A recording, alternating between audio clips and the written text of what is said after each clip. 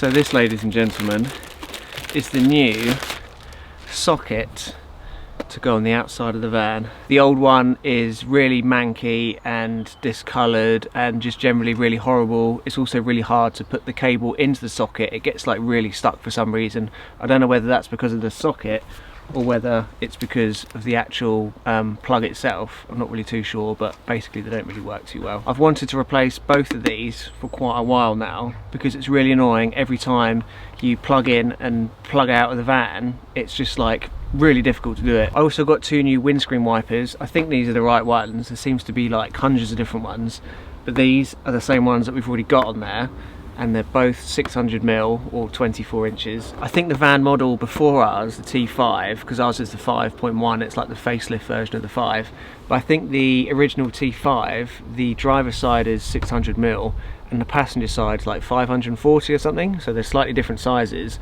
But in our van, they're both 600mm. So I've got a couple of wiper blades. These are actually really easy to fit. I don't know why anybody doesn't fit their own wiper blades. I think they're about £11 each, and the labour takes like probably less than 3 minutes to do it. You probably get charged like 50 quid for a garage to do it, which is just like outrageous. So another thing that came in the post this morning, this is what I was waiting for.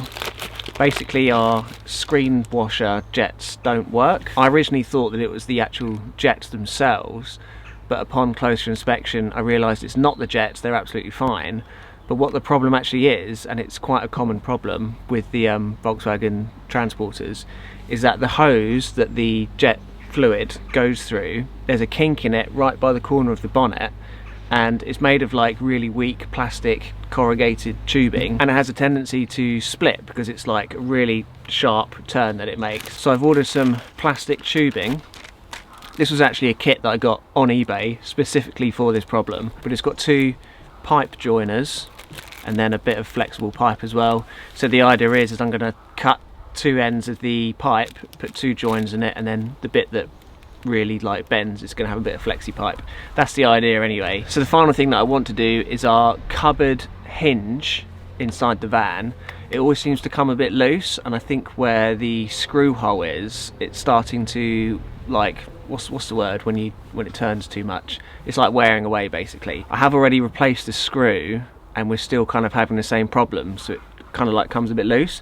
So what I'm going to try to do, I've got some silicone. I'm just going to put a little blob of silicone on it, hopefully kind of glue it together, and it's not going to take the full strength of the door, but I'm hoping that it will just basically stop the screws from coming a bit loose. So that's the idea anyway. The first thing I'm going to do though is I'm going to put this new plug socket on the end of the cable, because I can do that while I'm still sitting here. I just need a couple of screwdrivers. So if I unscrew that, unscrew that pushes through there. I'm no electrician, but I have done a few basic electrical things in the past, so I've got a rough idea what I'm doing. So now what I want to do is I want to feed that through there, like so. So that's the wiring done. Now I'll just put the case on and hopefully she should fit. I don't see why she wouldn't fit, to be honest, but okay, so that goes that way. There we go.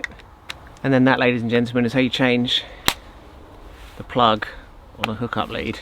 Pretty straightforward, nothing too complicated, just live to live, neutral to neutral, earth to earth. Pretty easy, it's all labelled. Right, next thing I'm going to do is get this socket on the van. I think it's going to be a similar sort of thing, connecting the wires, and then just 4 screws. Should be quite easy, to be honest, but yeah, let's go and get this on the van. I don't think I'm going to get electrocuted, but I guess we'll find out in a second. If I do get electrocuted, it's only 12 volts, so it won't be too bad. Right, now I'm hoping this will just kind of pull off. Yeah, there we go. Let's give this a little bit of a clean while we're here. It's amazing how just like a piece of rubber or like a foam gasket or something can prevent the water going in, because that is completely dry in there, so not a drop of water's gone in there, even throughout like torrential rain and everything. And then we'll unscrew the live and the neutrals on that side, and then the earth There we go. And then we'll put it through there. There we go. So now we do exactly the same thing but in reverse.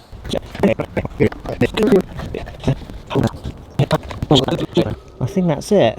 And then that just goes in there. And then we put those 4 screws back on. If we compare that to the old one, you can see how janky it looked. And then the inside as well. Look at the difference of that. Amazing. Let's go and see if the new socket fits in there. Oh! Did you see how easy that was? Oh, that is amazing.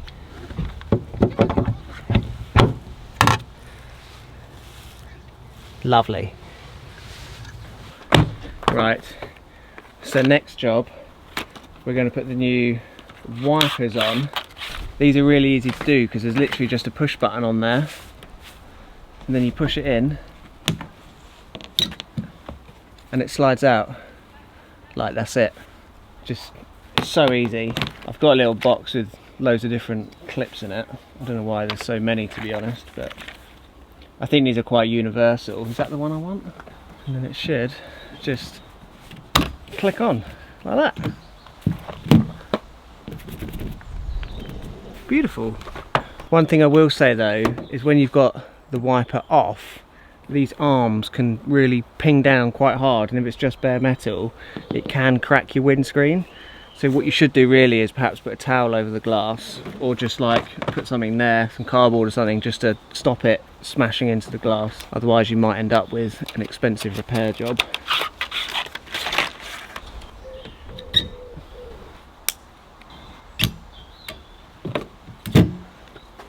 Lovely.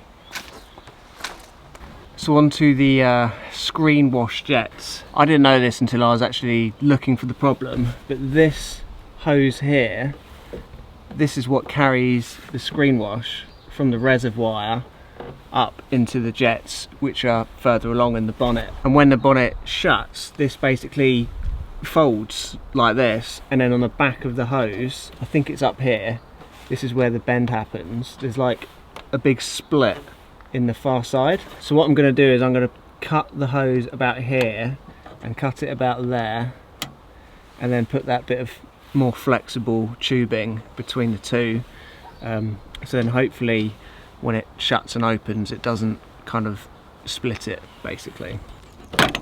Right, there's one, and then there's 2, and then if we push one of those in there like so. Oh, right, that's it there. Right, that one's on there.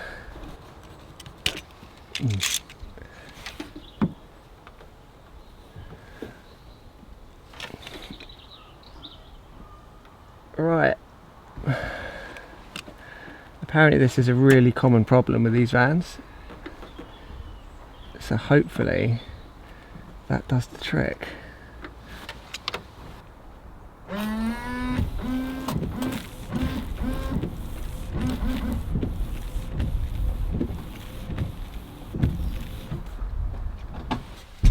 So this is the cupboard in question anyway.